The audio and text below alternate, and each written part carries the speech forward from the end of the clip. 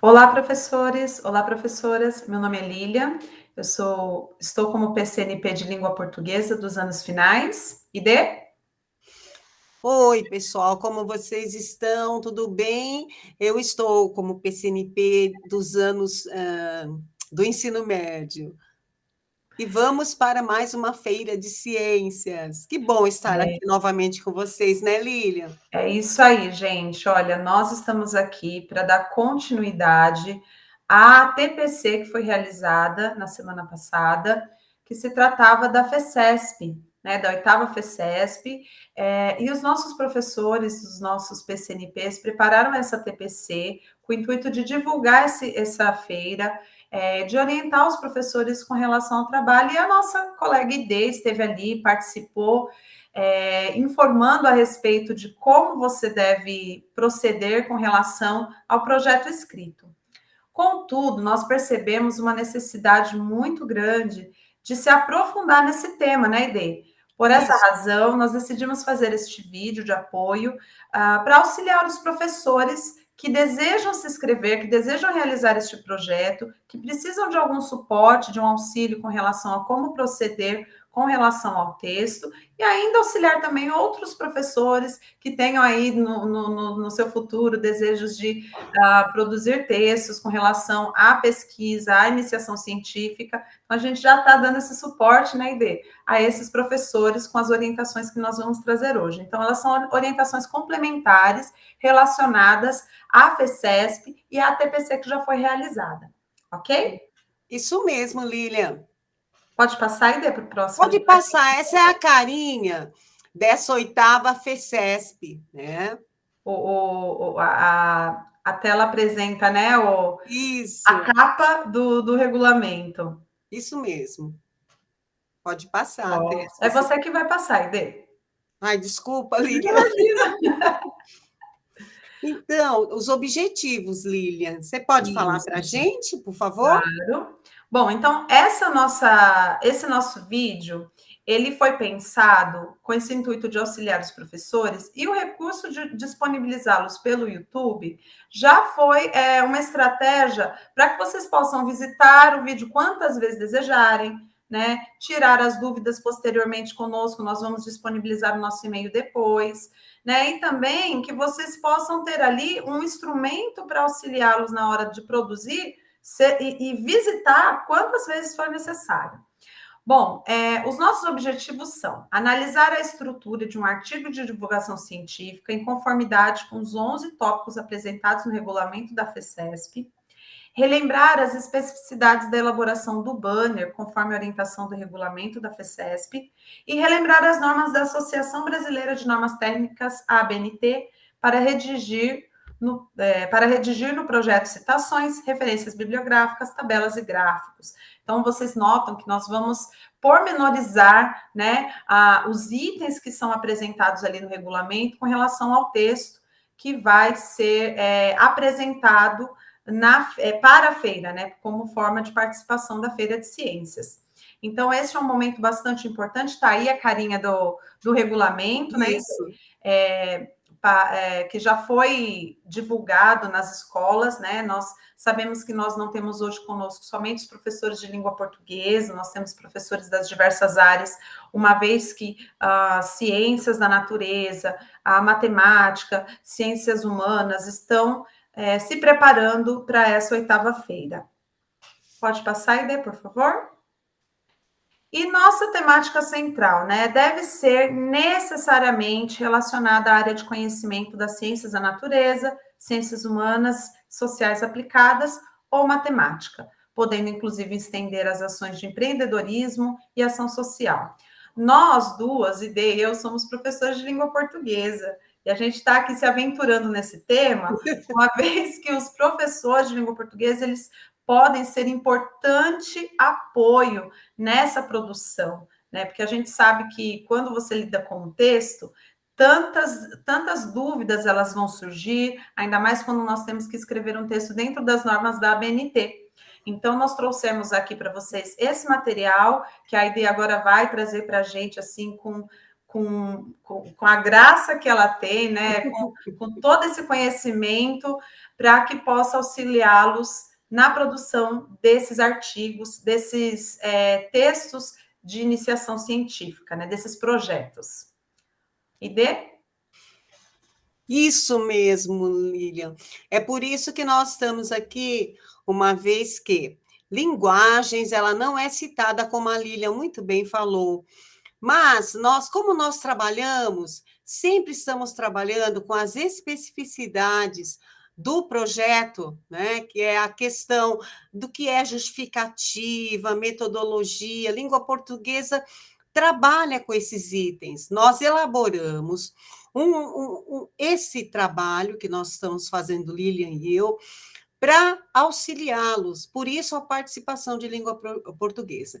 Então, vejam aí, vocês estão observando, está na tela agora, os itens do projeto básico. Então, nós temos o título, o resumo, a introdução, justificativa, questão, problema, metodologia, expectativas e resultados, contrapartida social, considerações finais, referências, imagens, gráficos e tabela.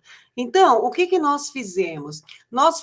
Elaboramos um projeto fictício para que cada item desse aí pudesse ser um exemplo de como elaborar o texto do projeto, que não é uma tarefa tão fácil. Por quê?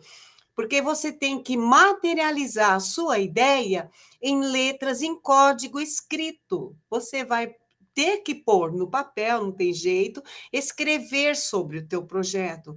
Então, o avaliador, o selecionador, tanto na diretoria de ensino quanto na SEDUC, porque a escola também vai fazer seleção, o que ele tem ali para selecionar teu projeto? A escrita, como você materializou a sua ideia, a ideia da escola. Então, o projeto precisa ser muito bem escrito. Então, vamos começar? Aí, qualquer coisa você chama, Lilian. A primeira coisa é o nosso título. O título ele tem que conter informações sobre o projeto. Então, nós trouxemos para vocês um título de um projeto. O curso de turismo na cidade de Ourinhos. Formação e prática do estudante visando o empreendedorismo. Se eu olhar para esse título e perguntar o que, eu vou ter ali a análise do curso de turismo. O contexto, qual é o contexto? Cidade de Ourinhos. O público, quem? Quem é o público interessado? Estudantes ou pessoas interessadas pelo curso, tá? Então, nós vamos aqui, a partir desse item, desse título, conhecer esse projeto, que nada mais é do que um curso, tá? Um curso de turismo oferecido pela cidade de Ourinho. O objetivo é saber se esse curso ele é eficaz para as pessoas que estão procurando, tá?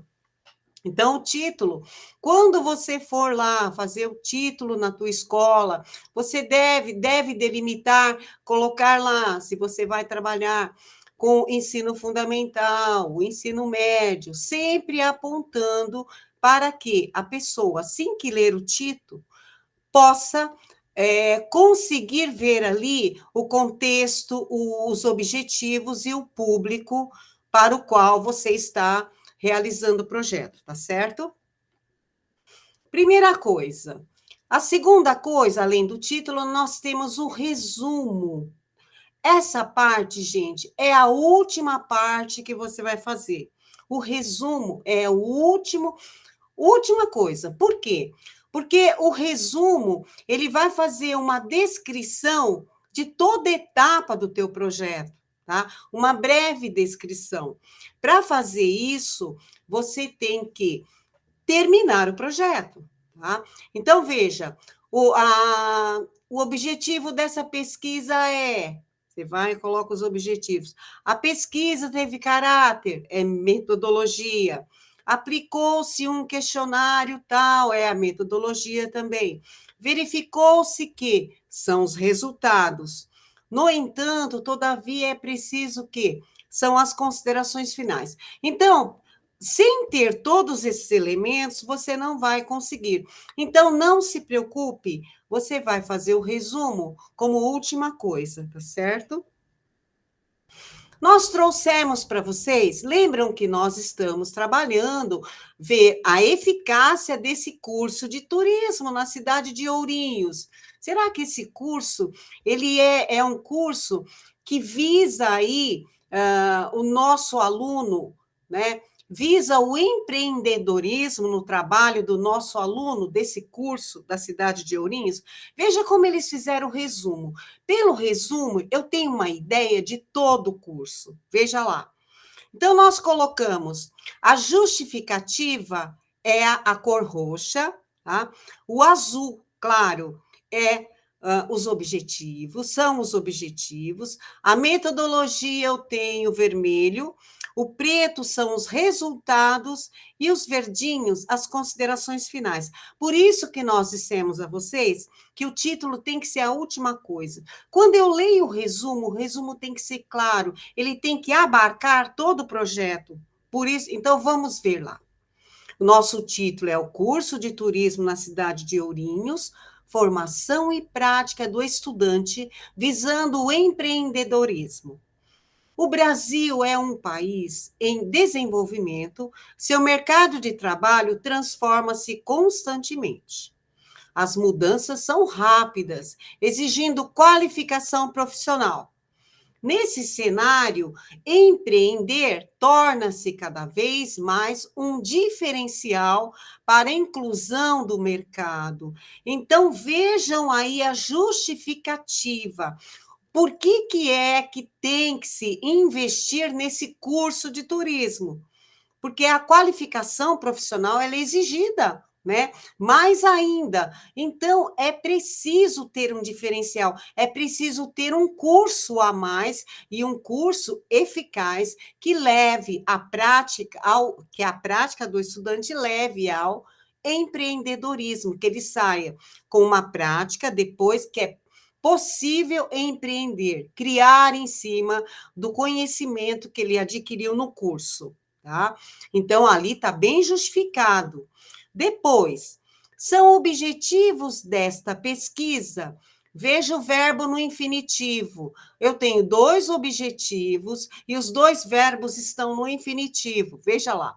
São objetivos dessa pesquisa identificar como os estudantes do curso de turismo compreendem o conceito de empreendedorismo e verificar se as práticas pedagógicas consolidam ideias e habilidades que permitam a inovação e a criatividade, contribuindo para a formação do profissional empreendedor, tá? Então, eu tenho lá tanto a questão de identificar se o curso oferece o conceito de empreendedorismo e características dessas práticas, né?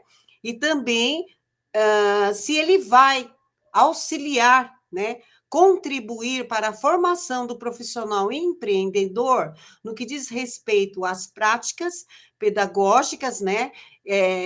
Que vão consolidar ideias de inovação e criatividade, tá? Então, é a eficácia desse curso, se ele vai auxiliar o aluno tanto a ser inovador no que diz respeito aos conhecimentos de turismo dentro da cidade de Ourinhos. E depois, então, eu tenho dois verbos no infinitivo. Veja aí, os objetivos estão claros. Aí eu vejo. A metodologia, olha lá, a pesquisa realizada teve caráter qualitativo. Uma pausa. Quando eu digo caráter qualitativo, eu digo que a pesquisa, a metodologia utilizada foi a que visa ver opiniões, contrapontos e pontos de vista sobre, no nosso caso, sobre essa formação, sobre a formação e prática do estudante que visa ser um empreendedor, tá? Então, Há também, nós temos outros tipos de metodologia, que é a pesquisa de caráter quantitativo. Aí o nome já diz, ela visa a coleta de dados, números, fatos concretos, tá? A nossa pesquisa, essa que nós estamos fazendo para ver a qualidade desse curso, ela é de caráter qualitativo, como está lá. Tá? Então, eu vou contrapor, eu vou analisar se tem algum outro teórico falando da oferta desse curso, eu vou fazer uma investigação e o professor vai auxiliar o aluno ou a escola nesse sentido, tá? Eu vou buscar. Aí, vamos lá, continuando, verificou-se, sim, parei no caráter qualitativo, depois, aplicou-se um questionário com perguntas abertas aos alunos do curso de turismo na cidade de Ourinhos. Então, esse questionário eu vou receber também opiniões, eu vou direcionar para que eu consiga reunir os resultados da pesquisa. Tá? Eu tenho que chegar a um consenso. Aí, quanto a esses resultados, veja lá, no resumo eu já sei. Verificou-se que os estudantes estão atentos às exigências do mercado e apresentam grande potencial empreendedor. Olha lá, isso significa que, quanto aos resultados, o curso de turismo na cidade de Ourinhos, ele foi muito bem aceito, tanto pelos estudantes quanto na qualificação do curso, e quando ele foi para o mercado de trabalho, trouxe vários benefícios. De acordo com o que ele aprendeu, ele apresentou um grande potencial empreendedor. Só que, veja lá, todavia, é preciso fomentar estratégias educacionais que transformem em ação esse potencial. Então, o que ele quis dizer? Nessas considerações finais, diz assim, o projeto ele não para aqui, precisa de fomentar essas estratégias, precisa fazer alguma coisa, há de se ter uma continuidade nesse curso de turismo para que transforme esse potencial, auxiliando, né, ainda mais visando o aluno empreendedor, tá? Então, vejam que no resumo eu tenho a justificativa, objetivos, metodologia, resultados e considerações finais. Por isso que o resumo é a última coisa que você vai fazer. Outra coisa também que pede projeto e você tem aí são as palavras-chave. Quais são? Qual é a função da palavra-chave? Na hora que a pessoa for procurar investigar sobre esse curso, colocar lá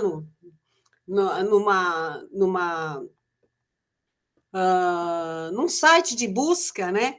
Eu vou ter que usar palavras-chave que vão me dar imediatamente o resultado da pesquisa que eu estou fazendo. Então, no caso, curso de turismo é uma palavra-chave que, se eu buscar lá, virão vários cursos de turismo.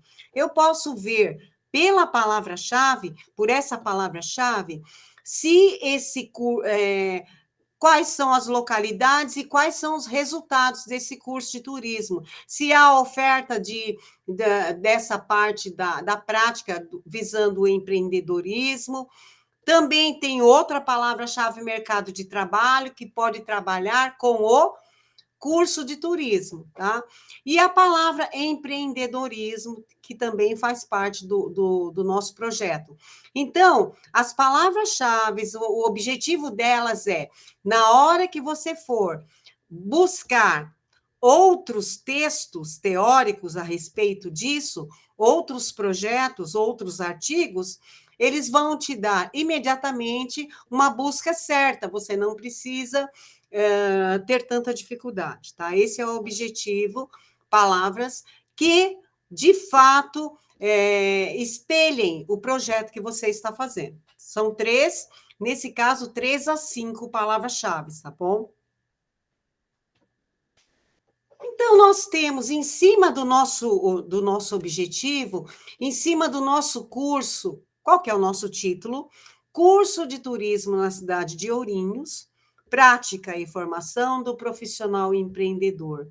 Nós podemos, agora, traçar o nosso problema, né? Desse curso, nós temos a seguinte pergunta: as práticas pedagógicas estudadas no curso de turismo da cidade de Ourinhos contribuem ou são suficientes para a formação do profissional empreendedor? Veja aqui, do título eu já tiro o meu problema aí. Então, a pergunta é se essas práticas... Veja, por que pergunta? Porque quando você faz uma pergunta, fica mais fácil de você lançar hipótese e fica mais fácil de você resolver o problema. Quando você faz em forma de pergunta, quando há uma questão, problema, tá? Fica mais fácil de resolver quando você faz a pergunta, tá? Então, veja, as práticas pedagógicas estudadas no curso de turismo na cidade de Ourinhos contribuem ou se elas são eficientes, suficientes para a formação do profissional empreendedor? Então, vejam que o nosso curso está em análise, tá? Que é o curso de turismo da cidade de Ourinhos. Bom, nós já sabemos o problema do nosso curso. Vamos para a introdução, tá? A introdução, você vai é uma parte do trabalho, do teu projeto, que você vai contextualizar o assunto tratado. Aí você vai falar de, olha, segundo o autor tal, os objetivos da pesquisa vão entrar aqui, a revisão de literatura, ou seja, aquela busca que você fez com palavras-chave, você encontrou lá aspectos sobre o curso de turismo de Ourinhos, ou então quais são os elementos necessários para que um curso de turismo possa, de fato, ofertar qualidade e tornar ali, por sua prática, o aluno empreendedor, né? Se ele tem elementos dentro do curso que auxiliem que o aluno se torne, depois saia dali e consiga ser um bom empreendedor, tá? Então, tudo isso tem que ter, além da revisão da literatura, os objetivos da pesquisa, né? A contextualização, que nós já dissemos, e tudo isso vai caber ali, tem que caber ali na parte da introdução, tá? Trechos de outros autores, aí depois a Lilian vai falar sobre a parte da citação, tá? Então, é isso, essa parte da introdução. Continuando, nós temos a parte da justificativa. Na justificativa, você vai perguntar por que é relevante esse assunto, né? Quais são as contribuições da pesquisa? Será que há pontos obscuros que precisam ser investigados? Isso tudo você vai levar para dentro das ciências humanas, ciências sociais, ou matemática, né? Ou educação especial, no nosso caso aí. Então, eu tenho que ver se estão faltando investigação nesse sentido, que você vai buscar lá. Agora, vamos voltar para o nosso projeto, nosso exemplo. O nosso curso, nós vamos averiguar a qualidade do curso de turismo, que é a nossa justificativa, por que nós estamos trabalhando com ele? Averiguar a qualidade do curso de turismo ofertado para os estudantes de Ourinhos é relevante para quem pretende ingressar e ser empreendedor no mercado de trabalho, tá? Então, essa é a justificativa. Por que é relevante? Porque fomenta o empreendedorismo, tá? E aí eu trouxe para vocês de volta aí o começo, a nossa justificativa. O Brasil é um país em desenvolvimento, seu mercado de trabalho transforma-se constantemente, Por isso, as mudanças são rápidas, né? Exigindo qualificação profissional. Nesse cenário de qualificação profissional, nesse cenário de busca de desenvolvimento, né, em que há esse mercado tão competitivo, né, empreender torna-se cada vez mais um diferencial para a inclusão do cursista no mercado de trabalho. Então, eu tenho justificativa, eu tenho a relevância, por que que é? Porque ele pretende ingressar no mercado de trabalho, ele pretende ser competente e utilizar todo o conhecimento para ser também criativo, ser empreendedor, não ficar somente com aquilo que ele aprendeu. Ir além, criar, tá? A justificativa. Na questão problema, nós já tínhamos falado do nosso curso, trouxemos aí mais 2 exemplos, né? Veja lá, o nosso por que o rendimento... Não, esse é um outro problema que nós trouxemos para vocês, para visualizar, porque lembra que na nossa, no ATPC, foi dito pela Mariana que uma das dificuldades, né, foi a questão do problema. Então, nós trouxemos, além do curso nosso de turismo de Ourinhos, mais outro exemplo de problema. Veja lá. Por que o rendimento dos estudantes em curso de inglês à distância é inferior ao dos estudantes de cursos presenciais? Então, veja que está formulado em pergunta, e aí está dizendo o seguinte, que o rendimento dos estudantes em curso de inglês à distância é inferior aos que estudam presencialmente. Isso é uma pergunta, é um problema, tá? Então, coleta de evidências. Hipótese 1. Em cima desse problema, nós temos 2 hipóteses, que daí vão me permitir ter essa coleta de evidências. Veja lá. Hipótese 1. Porque a motivação psicológica dos estudantes de cursos virtuais é comprometida em virtude da falta de interação presencial. Então, a minha hipótese 1, que é uma evidência que eu posso retirar daí, da minha primeira hipótese, é que o rendimento dos estudantes do curso, ele é inferior por falta de interação presencial, por isso mesmo, tá? Então, eles não têm interação, eles não interagem como os alunos do curso presencial. Essa é uma hipótese. Vamos para a segunda hipótese. A segunda diz assim, porque a tecnologia educacional inerente aos cursos à distância não se encontra plenamente desenvolvida. Então, aqui eu estou dizendo que, eu estou falando que o problema é a falta do aparato tecnológico. Eu não tenho tantas ferramentas para ofertar para o meu aluno, para ele desenvolver esse curso à distância. Então, o rendimento, ele também é baixo. Então, vejam que de um problema eu tenho 2 hipóteses. Aí eu vou ver qual que é que vai caber ali no meu projeto e vou desenvolver. Tá certo? Quando há pergunta, fica muito mais fácil resolver o problema. Então, vai olhar para o seu cotidiano da escola, vai ali, juntamente com os demais professores, com alunos, e buscar alguma coisa que intrigam vocês. Que vocês olhem e falam, mas não pode ser uma coisa dessa, tá? Então, vamos pensar de mudar esse contexto a partir disso e a partir daquilo. Primeiro, façam uma pergunta, indaguem sobre o que vocês estão vendo, o contexto de vocês, tá? Então, olha lá. Agora vamos direcionar essa questão problema para o nosso curso, que estamos trazendo desde o início. Questão problema. As práticas pedagógicas estudadas no curso de turismo da cidade de Ourinhos contribuem ou são suficientes para a formação do profissional empreendedor? Ixi, então veja lá. Qual que é o meu problema aí?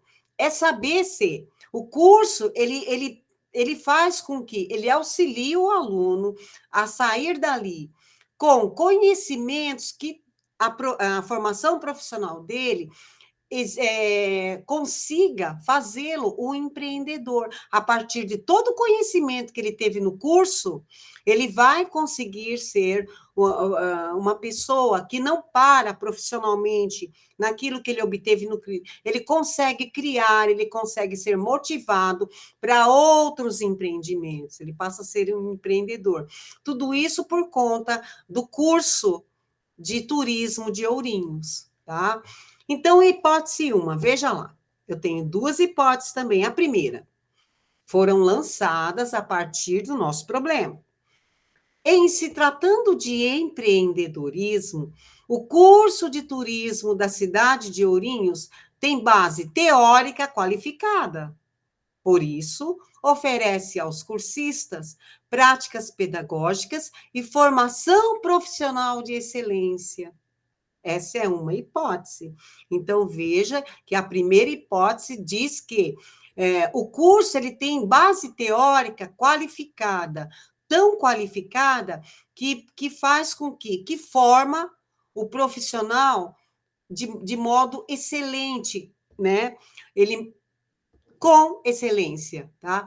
Então, o nosso aluno, o aluno que faz o curso ali, na cidade de Ourinhos, o curso de turismo, ele tem base teórica, eles vão buscar, na elaboração do conteúdo do curso, teóricos renomados, né?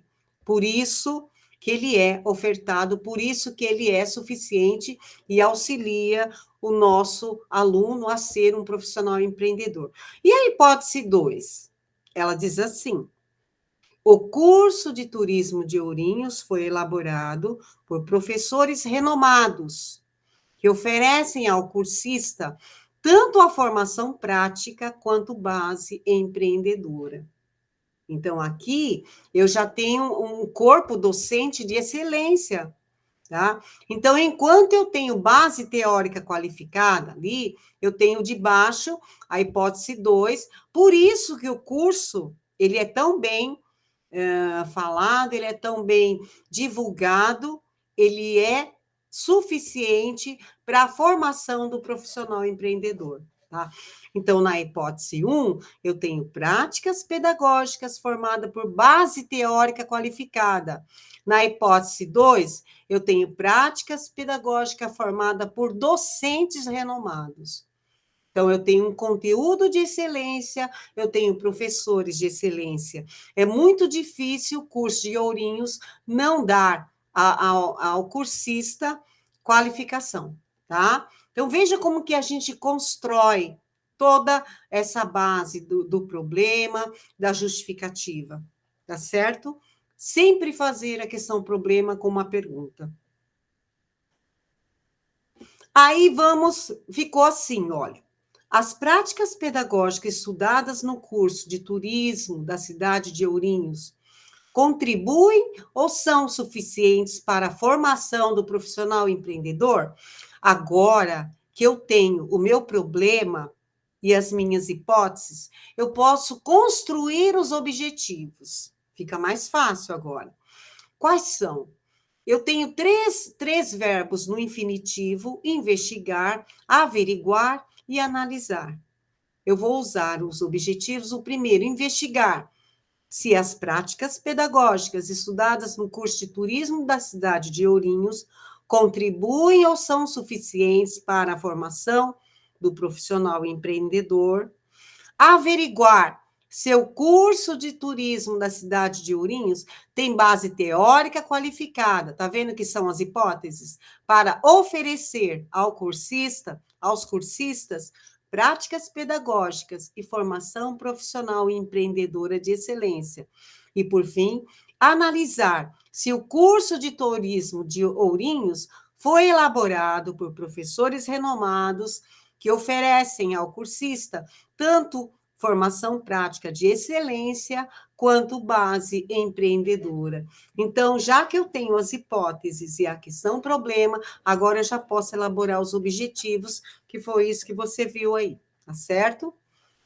A metodologia, o que é metodologia? É como você vai fazer o projeto, tá? Como você anunciar o tipo de pesquisa, né? Como ela vai ser realizada. Vai ser pesquisa de campo, você vai sair em campo, analisar a comunidade, né? Aí você vai fazer entrevista, né? Quando você vai a campo, você tem que ver a preferência dos consumidores nisso ou naquilo, né? Você tem que ouvir a pessoa que faz parte desse contexto. Estudo de caso, vai ser uma pesquisa documental.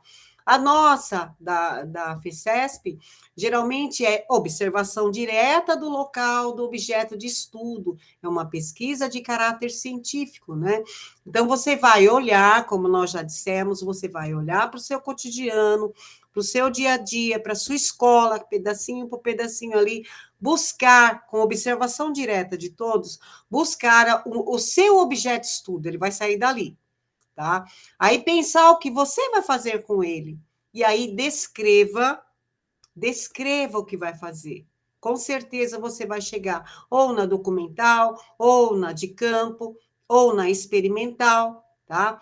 Objeto de estudo que você vai experimentar, observação, os resultados, algum caráter experimental, tudo isso são metodologias, tá certo? O sétimo são os resultados, né? Expectativas de resultados, ou então os resultados propriamente ditos. Então, quais são esses impactos? A tua pesquisa, ao término do projeto, ela contribuiu ou vai contribuir para quê? Se a pesquisa ainda está em caráter de término, né? Você está continuando a pesquisa, você está realizando a pesquisa, você tem um resultado parcial, sim, né? Porque ela ainda vai continuar, você está no processo de elaboração, né? De investigação. Então, você tem que colocar lá os impactos ao término do projeto ou contribuições associadas ao problema e à hipótese. Aí você vai buscando uma linha inteira lá, desde o início do título até finalizar. Então, vamos pegar o nosso exemplo, a nossa questão problema. As práticas pedagógicas estudadas no curso de turismo da cidade de Ourinhos contribuem ou são suficientes para a formação do profissional empreendedor? Eu tenho 2 resultados. Resultado 1, depois que foi feita a investigação, 90% dos estudantes que terminaram o curso de turismo na cidade de Ourinhos realizaram ações empreendedoras que auxiliaram no aumento do seu faturamento anual de quase 80%. Então, o cursista, o estudante, com o curso de turismo da cidade de Ourinho, ele conseguiu ser um empreendedor com as ações que ele aprendeu dentro do curso e conseguiu trabalhar e ter um faturamento anual de quase 80%. Isso é um resultado muito bom. Veja o segundo resultado. As práticas pedagógicas e empreendedoras estudado, vejam que tem que ter o contexto todo, né? Não pode colocar o resultado só com a metade da fala, você tem que colocar todo o contexto.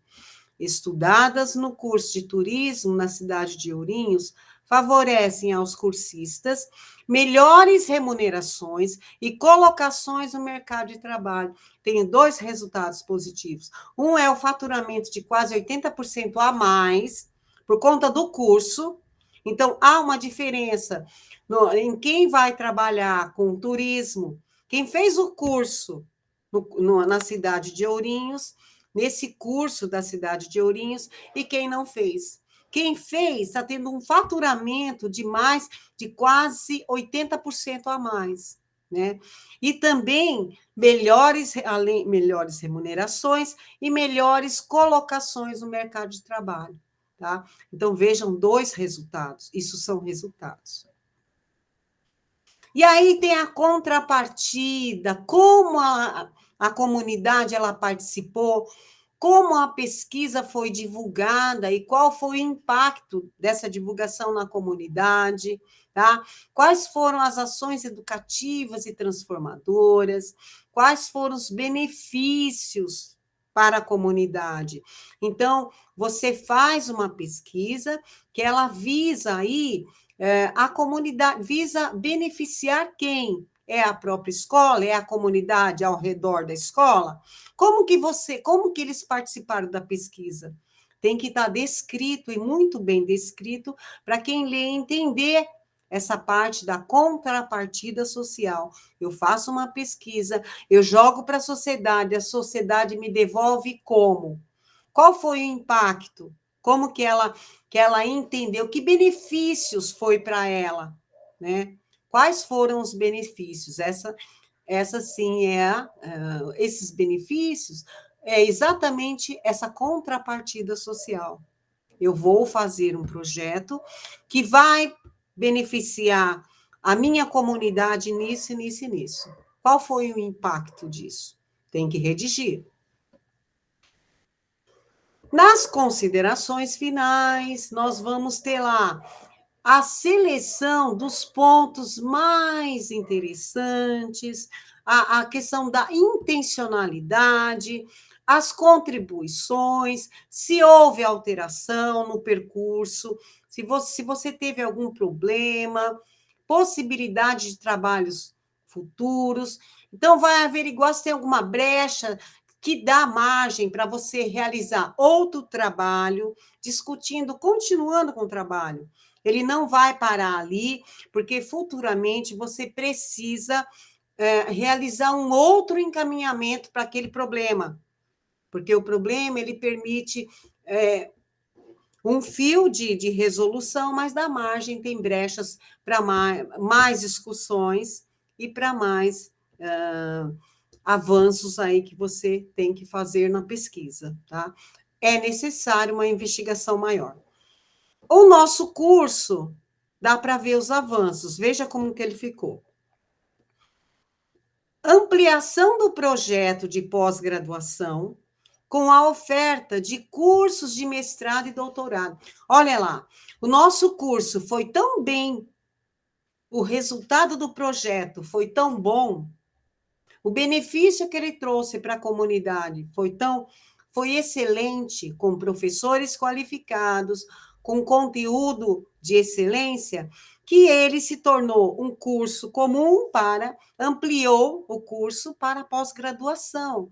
Então, os alunos do curso de turismo de Ourinhos agora poderão desfrutar desse curso sendo mestre e doutores. Olha lá, que avanço! Era um curso, né, simples, um curso, era um curso de graduação, ele se tornou um curso de pós-graduação, por todas as justificativas que nós fizemos aí, em mestrado e doutorado, tá?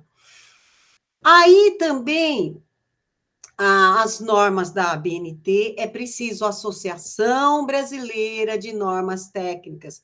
Lembrem-se que a ABNT, essas normas técnicas, precisam seguir a norma padrão, a gramática certinha. Então, vocês vão ler o projeto, vão escrever o projeto, vão dar para outra pessoa ler, não necessariamente só o professor de linguagem ou de língua portuguesa, mas entre vocês também, outros também.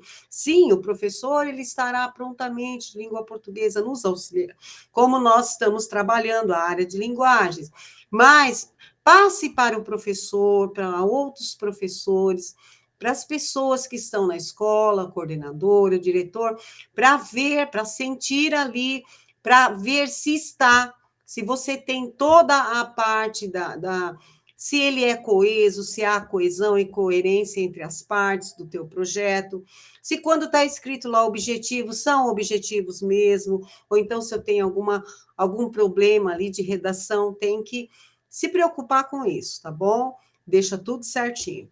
Então, você tem aí referência da ABNT da USP, que normas, a própria a própria SEDUC orienta, né, que seja a BNT. Então, nós colocamos aí para vocês uma nova de 2020, tá? Super atualizada, é esse link aí. E aí, você tem a carinha do banner, você está vendo aí a carinha do banner. A Lilian vai passar algumas partes dessa questão do quadro, tudo. De modo geral, você tem que ter no banner alguns tópicos: a introdução, questão-problema, justificativa, metodologia, resultados e considerações finais. Vocês não podem se esquecer de que, quando você for apresentar o projeto para outras pessoas, quando o teu projeto for selecionado, é o banner que vai contar o que você fez, tá? É o banner que tem ali a tua ideia, tá? Se você tiver alguma coisa para demonstrar, ótimo. Mas a pessoa lendo o teu banner, lendo o resumo, lendo a introdução, lendo, né? Ela vai ter uma ideia de como você fez.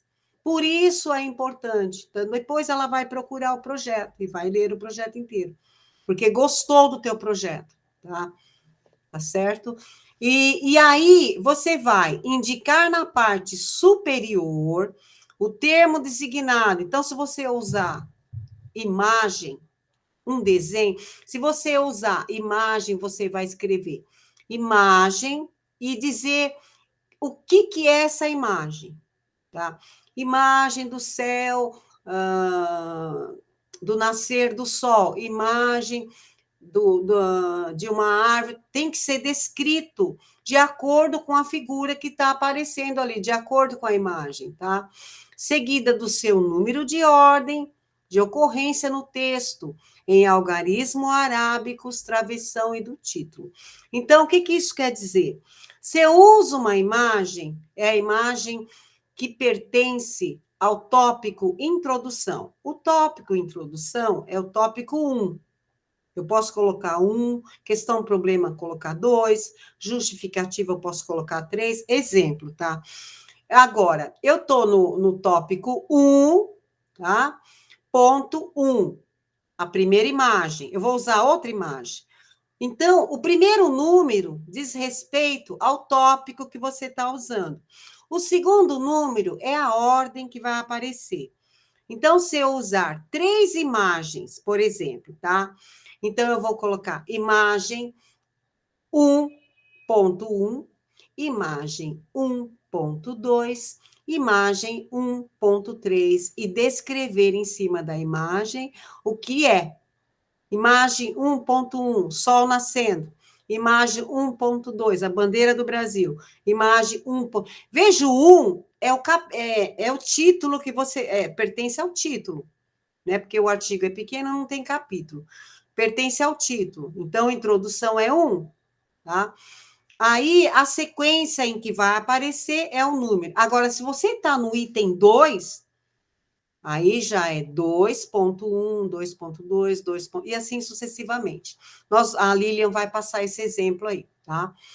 E aí, após a ilustração, embaixo da ilustração, gente, tem que ter, é obrigatório que tenha lá a fonte,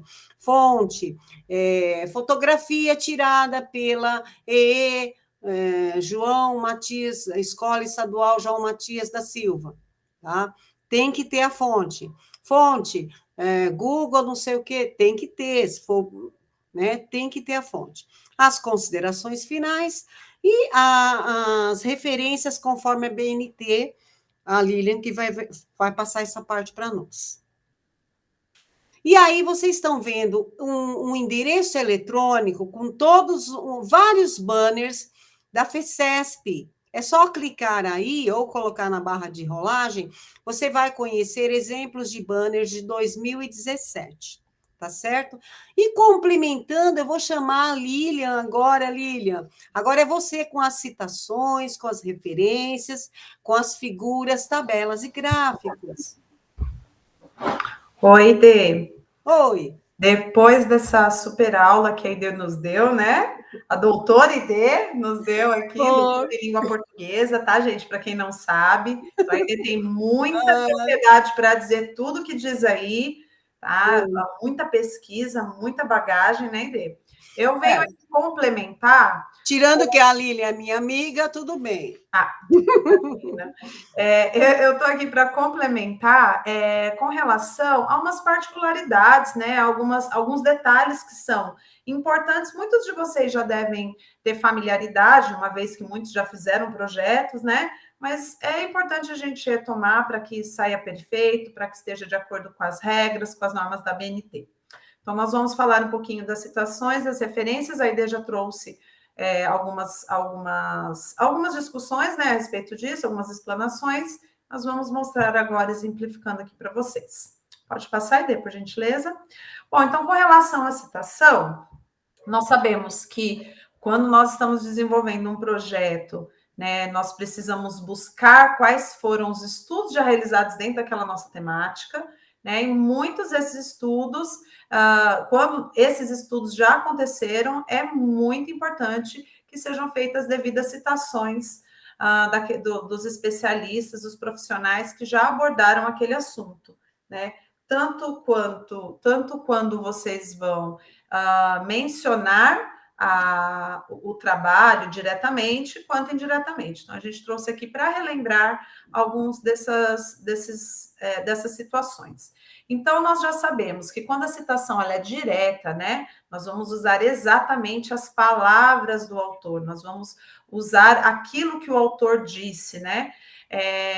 Nós vamos fazer a transcrição integral. Se essa citação ela tem até 3 linhas, ela vai acontecer no corpo do texto, né, no mesma fonte, mas é importante que contenha o nome do autor, do criador, do autor da citação.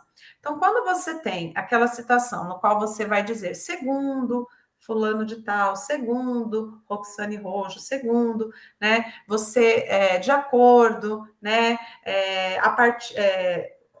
levando em consideração, e a gente vai dizer o nome do autor e trazer a citação, ela pode aparecer tanto anterior à citação, né, como nós temos aqui no primeiro exemplo, segundo Madigan, entre parênteses, vai aparecer o ano da publicação e a página onde a citação aparece. Então, a gente pode colocar anterior à citação, ou nós podemos trazer a citação e colocá-la após, né, o fechamento das aspas. Neste caso, nós não estamos dizendo segundo ou de acordo. Então, o nome do autor vai aparecer todo em letra maiúscula, entre parênteses, certo?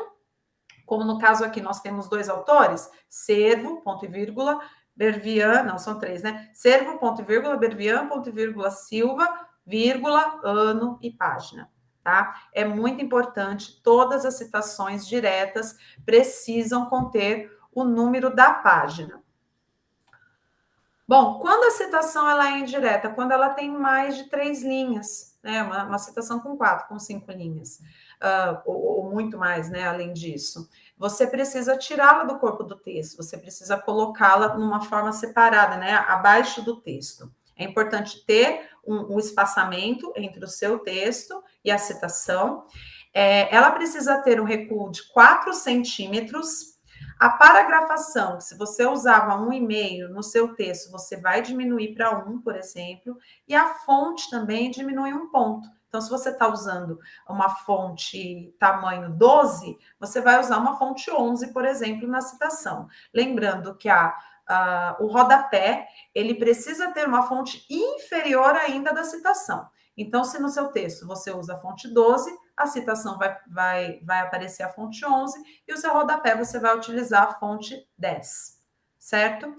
Lembrando que é importante, ainda que você vai utilizar uma citação fora do corpo do texto, ou antes da citação, ou no final da citação, você precisa colocar o autor dela, o ano da publicação e a página, como no nosso exemplo. Como que a gente faz esse recuo, né? Esse recuo, ele pode ser facilmente realizado, esse recuo de 4 centímetros, Quando você clica ali na sua página do Word em parágrafo, e aí tá bem pequenininha a letra, mas a gente vai disponibilizar o PPT, tá? Para todo mundo que tiver interesse, até para que vocês tenham acesso aos links que a ID disponibilizou, né? Então, nós vamos disponibilizar também este PPT para que você tenha acesso. Então, você pode clicar em parágrafo, lá no parágrafo você vai clicar em recuo, espaçamento, e aí na margem esquerda, você vai colocar os 4 centímetros para que você dê a distância ideal e o teu trabalho fique bonitinho, de acordo com as regras da BNT, quando a citação contiver mais que 3 linhas, né? 4, 5, 6 linhas e assim por diante. Ô, Lilian, Pois não? sabe ali no espaçamento 8 ponto? Sim. Ali foi errado, tem que deixar 0 em cima e Ah, embaixo. olha, ninguém nem ia ter percebido. Idê, você veio botar luz aqui no problema. Eu Mas fiquei sim, né? preocupada, se ele deixar esse depois 8 Não, aí, dá uma... espaçamento 8. Então, tá, gente? O nosso foco aqui, como é o recuo da margem, então vocês ali vai ser só com relação ao recuo 4 centímetros, o recuo da direita fica em 0, né? Porque a gente só Isso. recua para o lado de cá, e o espaçamento ali não é 8, é 0, tá, gente? Aí ele estava fazendo algum trabalho aí com um espaçamento de Espaçamento. 8 e ela deixou ali, tá? Próximo. Bom, e as citações indiretas, né? O professor de língua portuguesa adora parafrasear, né? Ele gosta de mencionar a fala do outro, mas com as próprias palavras dele. Então, é isso que é uma citação indireta, né? A citação indireta é quando você não vai necessariamente usar o texto integral do autor, mas você vai mencionar alguma ideia com outras palavras que ele traz. É muito importante que faça-se a devida o devido registro do autor, né? Não quer dizer que você mudou as palavras que o texto é teu. Então a gente tem que tomar muito cuidado com isso, porque senão é plágio, né, Ide? Mesmo se Isso. você mudou ali a palavrinha, tirou a posição, né? Mudou, passou da ordem direta para a ordem inversa, não importa. Se você fez o uso da ideia de uma outra pessoa, ela precisa ser mencionada. Então, a gente tem... Ô, Lilian, Oi. aí é o plágio, né? Quando ele coloca ipsis literis certinho no texto dele e não faz a citação, E é não faz a isso, né? citação, sim. A hipertemia em bovinos Jersey foi constatada quando a temperatura do ambiente alcançava 2,5 graus. Então, ali nós temos um trecho que não tem as aspas, está sendo feita a citação que faz referência a um outro texto, no entanto, o nome dos autores em letra maiúscula, o ano, né, aparece ali conforme deve ser realizado, conforme deve ser feito, para que não seja considerado plágio. E com relação às referências, né, sempre deixa a gente de cabeça quente, porque tem tanto detalhezinho. Eu vou passar aqui, gente, mas se eu esquecer de alguma coisa, a ID está aqui para me salvar. Então, quando a gente tem a referência, a gente vai usar lá, a gente escreveu, a gente usou toda a citação que aparece no trabalho, precisa constar nas referências. Tá? Então, nós não podemos, mas foi só uma frasezinha. Precisa contar nas referências, que a referência mostra todo o suporte que você utilizou para desenvolver a sua ideia e o seu projeto. Então, tudo aquilo que foi consultado precisa aparecer ali nas referências. Se você tem somente um autor, não se esqueçam que a referência vai ser feita em ordem alfabética. Se você só tem um autor, vai lá, nome do autor, o sobrenome do autor com letra maiúscula, vírgula, o primeiro nome, tá? Você pode colocar abreviado ou não, no nosso caso aqui está abreviado. Então, o nome em letra maiúscula, vírgula, abreviatura do primeiro nome.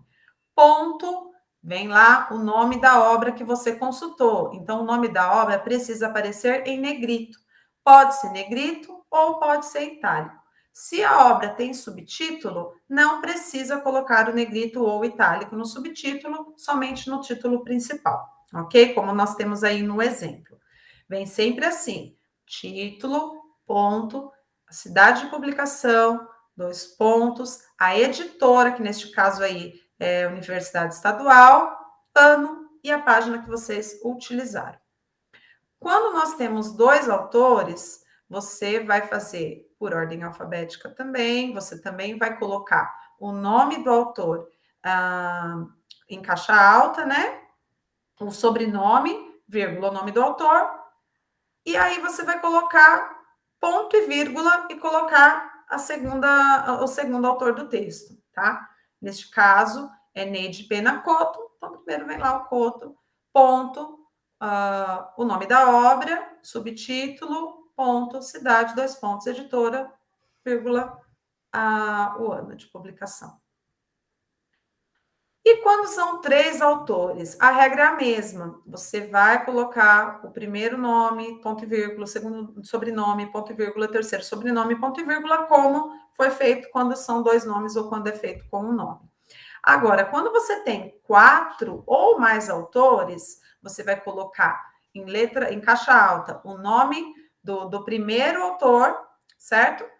Vírgula, o sobrenome dele, o sobrenome do primeiro autor, vírgula, o nome dele, e ao invés de você colocar lá todo mundo, né, que aparece na obra, você vai colocar et al, que quer dizer o que mesmo, Ide? E outros. Outros, é que vem do latim. E outros, isso, do latim. Daí a gente, outros. Brincadeira, gente, mas quando você tem 4 ou mais autores, você não precisa colocar o nome de todos eles, você pode colocar et al, né? Que você já vai dar conta de fazer uma referência certinha. De preferência quem estiver organizando, igual você exato. E no exemplo de baixo, a gente tem do organizador, que não são as pessoas que escreveram os capítulos do livro, mas são as pessoas que organizaram aquele livro. Então, quando você tem os organizadores, quando o livro é organizado por alguém, né, você vai colocar org, entre parênteses, e ainda assim, se tiver vários organizadores, você pode usar o et al também. Não precisa colocar o nome de todo mundo, né? Bom, quando nós temos artigo de revista, é importante fazer da mesma maneira as referências, né? Sobrenome em caixa alta, vírgula, e aí, neste caso, a gente precisa colocar o nome do artigo e só vai em negrito ou itálico o nome da revista, tá bom? É muito importante aparecer qual é o volume, né, ID? Isso. V81 é o volume, então, porque nós sabemos que as revistas, elas têm várias, né, publicações mensais, quinzenais, semestrais, dependendo da revista, então o volume ele precisa aparecer nas suas referências. Ô, Lili, tem algumas que vêm com meses também, né? Sim. Meses que está ali em oferta para a população, então tem que colocar todas as informações. Exato, então ali nós temos, né, além do ano, como nós fazemos nas referências, você também precisa colocar o 9 de novembro, que é o mês, né, daquela publicação. Quando o artigo ou a revista ela é disponibilizada eletronicamente, precisa se colocar qual foi onde ela está disponibilizada, então o endereço, né? Então, após toda a referência, você coloca o endereço eletrônico e a data de acesso. Por quê? Porque elas mudam, né? Às vezes se atualizam, às vezes elas saem daquela página, daquele site. Então, é muito importante colocar a data de acesso quando você vai fazer uma referência digital. Ô, Lili, sabe qual que é o problema também? Igual você falou, elas mudam ou elas saem de acesso. Como que eu vou provar o meu problema se eu usar alguma revista que não está mais disponível, né? Então, tem que fazer o teste, você tem que entrar lá e clicar no link para ver se eu posso usar aquela referência. Exatamente. Pode Por isso passar? que o link aparece já dentro do trabalho. Pode passar, Ide. Bom, aqui é uma tabelinha mostrando para a gente como que você faz a abreviação dos meses, né? Porque a gente não coloca o nome do mês completo, somente maio, né? Que ele vai aparecer a palavra maio mesmo, mas os demais você faz essa abreviação.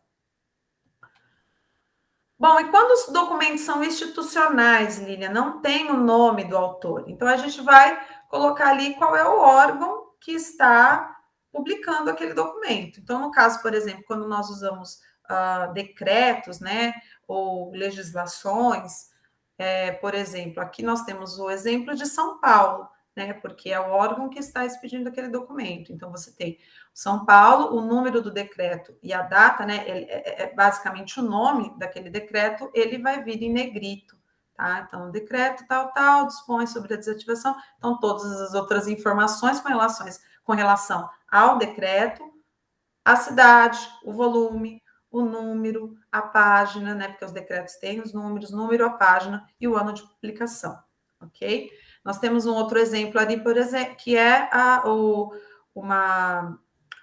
um decreto, né, uma publicação da Secretaria da Receita Federal, desliga a empresa de Correios, Telégrafos e tal. Então, nós temos ali o título em negrito, mas a publicação, o nome da referência vai ser Brasil, não vai ser o nome de quem fez a publicação, obviamente, porque ela não consta, né? Então, nós vamos usar o órgão, né, que fez aquela publicação. Nós temos o último exemplo ali, Brasil, Constituição de 1988, Constituição da República Federativa do Brasil. Então, todos esses documentos oficiais, documentos institucionais, eles também devem aparecer nas referências e devidamente apresentados. Esqueci alguma coisa, Idê? Não, aí é só lembrá-los de que eles vão depois fazer currículo, né? Com certeza o currículo ele vai aparecer, ele vai usar São Paulo, aí abre aspas, igual você apresentou aí no primeiro, estado, fecha currículo do estado de São Paulo, igual. Ah, sim, sim. Exatamente, porque com certeza eles vão, praticamente todos os trabalhos vão precisar apresentar o currículo, que inclusive a gente tem nas nossas referências, então a gente mostra bonitinho ali como é que aparece é verdade, o currículo. Eu tinha esquecido disso. Das referências. Vamos lá. Pode passar? Pode. E com relação às ilustrações, a Ide já deu uma boa explicada para nós, né, ali quando ela estava falando do banner, mas vamos lá retomar, porque a gente tem um exemplo aqui. Então, indicar na parte superior o termo que designa a imagem. Então, na parte superior você coloca, né, o que está se vendo, o que está sendo visto ali naquela imagem, o que você está representando ali, aquela imagem ela é o quê? Né? Então, esse é um desenho, uma imagem, um esquema, uma fotografia. Na parte superior você vai colocar esse termo de designação. E na parte inferior, você vai colocar a fonte, né? De onde aquela imagem foi retirada. Nossa, mas e se as imagens que nós apresentamos no trabalho forem tiradas por nós mesmos? Eu preciso colocar a fonte? Sim, preciso. Você é autor daquela imagem, né? Os seus alunos são os autores da imagem, ou a escola. Então, a gente vai mostrar um exemplo de como colocar, né? De como que a gente menciona a fonte. Pode passar a ideia. Então, nós temos aí, ó, a imagem 1, então, a ideia ela já falou para a gente, né, a respeito do número, né, que ela vai ser referente ao item do projeto onde a imagem consta, né, então, a imagem 1, ponte de arco, como eu disse, a definição, né, o termo que designa a imagem, a fonte, neste caso, é o Google Imagem, mas se a fonte, ela for uma foto, ou uma ilustração, elaborada pelo próprio aluno, pelo professor, pela escola, você tem essas possibilidades. Você pode colocar elaborada pelo autor do artigo ou elaborada pela equipe da escola estadual João Pessoa, por exemplo, tá? Então, mesmo que a imagem seja feita, produzida por vocês, ela precisa que a fonte seja mencionada. Ô, Lili, ela precisa ser fiel, a descrição tem que ser fiel à imagem, por isso que nós exageramos aí escrevendo ponte de arco. Uhum. Podia ser uma ponte com outro nome, o nome da cidade, mas nós, para mostrar que a imagem tem que ser fiel ao que está descrito, né? Isso, não pode ser uma coisa abstrata também, né? Tipo, você põe a foto da ponte lá e coloca a natureza é bela, né? Então a gente não pode fugir, ela tem que ser bem objetiva e definindo exatamente o que está sendo visto na imagem. Isso. Bom, com relação à tabela aí, né? A polêmica tabela, né? Porque quando a gente vai olhar os livros, alguns materiais, a gente acha toda a planificação ali, a gente acaba achando que é uma tabela, né? Toda a tabulação. E nem sempre é assim, de acordo com a BNT, né? As tabelas, elas devem ser citadas no texto, inseridas o mais próximo possível do trecho. Então, você não pode escrever lá uma porção de coisa, depois a tabela aparecer lá no final, ou depois já mudou de tema, de item, não. Se você está fazendo referência a uma tabela, ela precisa ser muito próxima da descrição do texto relacionado à tabela, né? E também pode passar para a próxima ideia, que eu acho que é essa informação, né? E também, para ser considerada tabela, ela tem que ter as margens abertas, ela tem que ser vazada, ela não pode ter o fechamento. Então, quando a gente às vezes vê em livros, em alguns materiais, a tabela fechadinha, o nome, de acordo com a BNT, não é tabela. Como, Ide? É quadro. Quadro, né? Então, assim, é uma informação que às vezes passa batido, mas ali no trabalho pode ser um detalhe importante, né? Para que vai melhorar ali a sua apresentação. Ô, Lili, você Oi? sabe, se você jogar, tem gente que adora o Google, né? Uma resposta rápida. Se você jogar lá no Google diferença de tabela para quadro, Quadro. ele traz isso direitinho, mais Exato. explicado. O quadro é fechado, a tabela é aberta, gente. Isso. Posso E a, passar, e por a favor? tabela tem que ter, só um minutinho, tem que Ah, ter sim. também a descrição, né? Então, tabela 1, número de empresas, pessoas ocupadas, pessoal ocupado, assalariados e salários e outras remunerações segundo o tipo de empresa. Então, tem lá toda a descrição, o número é referente ao item onde ela aparece, né? Se é no item 2 do trabalho, item 3, item 4, enfim. Uhum. E precisa também constar a fonte de onde essa tabela foi extraída, ou ainda se vocês mesmo que a elaborou. Bom, diferença entre tabela e quadro com relação à formatação. Então, a tabela, as bordas laterais não podem ser fechadas. Se forem fechadas, aí você não vai escrever tabela, você vai escrever quadro, quadro 1, quadro 2, né? Então, a gente tem aí o modelo do quadro, também deve constar uma descrição e também deve constar a fonte, mas neste caso com as laterais fechadas. Os gráficos, né? Então, existem algumas maneiras da gente apresentar gráficos, e os gráficos, eles podem ter, ele vai também aparecer lá. Eu acho que esse ele tem muitas informações, né? Isso, então existem gráficos que têm muitas informações, também deve constar um título, né? Esse gráfico, por exemplo, você tem todos os dados, você tem os números, você tem as informações lá embaixo de cada um dos itens, você tem também uma fonte. Então, existem gráficos que eles têm todas as informações, é um gráfico muito completo. Mas existem outras possibilidades que são gráficos mais simplificados, mas que ainda assim são gráficos também são relevantes para o trabalho. Então, não quer dizer que se o seu gráfico ele tem menos exemplificações, por exemplo, essa aqui, o gráfico anterior tinha o mesmo tema, né? Como sobre a programação de televisão mais importante. Agora, no gráfico posterior, nós temos ali uma tabela mais simples, uma tabela não, desculpa, uma esqueci É a um palavra. quadro. Isso. Isso, mas uma quadro. apresentação mais simples, né? Isso. Nós temos menos itens sendo apresentados. Você tem os números ali do lado, não aparece o número em cada barrinha, você tem os números ali do lado, que você consegue ter, mesmo assim, os mesmos dados, as mesmas informações. E ainda existe uma outra forma de tabela não, de gráfico, que é um gráfico sem legenda, um gráfico ainda mais simplificado, mas que ele possui também, um gráfico com legenda, que ele não apresenta todas as informações no próprio gráfico, mas ele apresenta uma legenda para que você faça a leitura das informações, e ainda assim é um gráfico completo, é um gráfico que passa as informações que é importante para aquele trabalho. Então, independente dos três formatos, você vai usar um gráfico mais completo. Se você vai usar um gráfico mais simplificado, o importante é que todas as informações sejam facilmente identificáveis, que sejam lidas, né? Que sejam possíveis de ser. Pode falar dele.